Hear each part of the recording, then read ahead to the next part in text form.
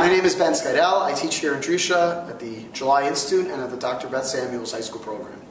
In this week's Parashat Masei, we're introduced to the laws of the Ir Miklat, the city of refuge, where someone who kills b'shogeg inadvertently has to go and run and flee in order so that the family of the victim, the Goel Hadam, the blood avenger, is not allowed to kill them. And there's an interesting detail about this that appears in the Torah, which is very confusing and very troubling to many of the commentators.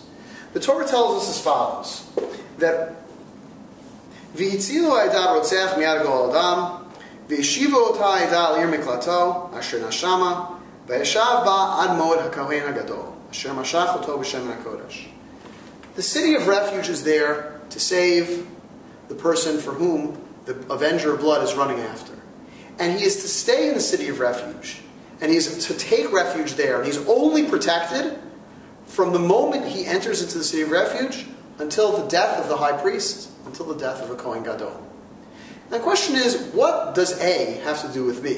What does this person who killed inadvertently, accidentally, have to do with the high priest such that their fate should be so intertwined?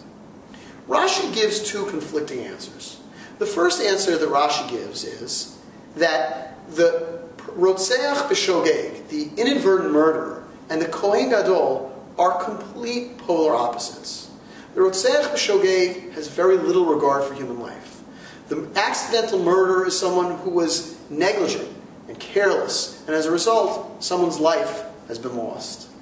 The Kohen Gadol is the representative of the Jewish people to God. He brings God's presence down to the world.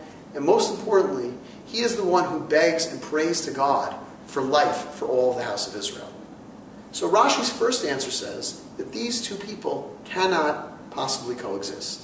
And therefore, if the Kohen Gadol is alive, then the inadvertent murderer has to be secluded and kind of in a type of prison, holding pattern.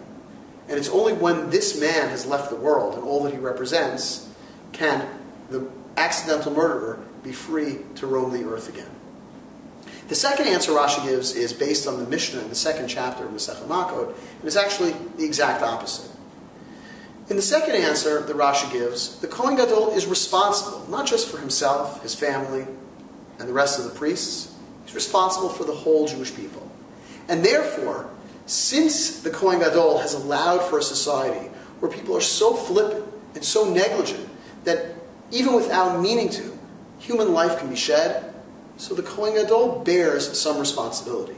And as a result, he is to blame, to some degree, for what happened in this murder, this accidental murder, so far and so distant from where he actually is.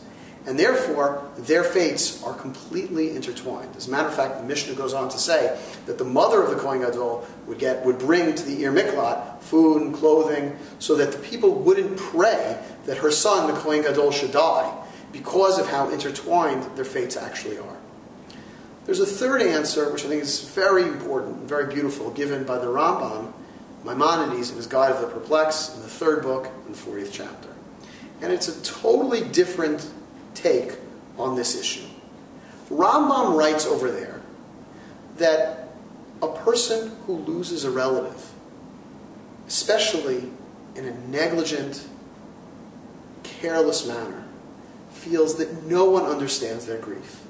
No one understands what they are going through. And therefore, the only option they have is revenge, because there is no one that can actually feel their pain and understand their loss. But when the Jewish people lose the Kohen Gadol, it's not only an individual tragedy, it's a collective tragedy.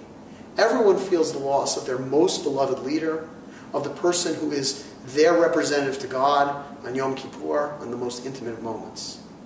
And therefore, once the Kohen Gadol dies, everyone is mourning. Everyone now understands.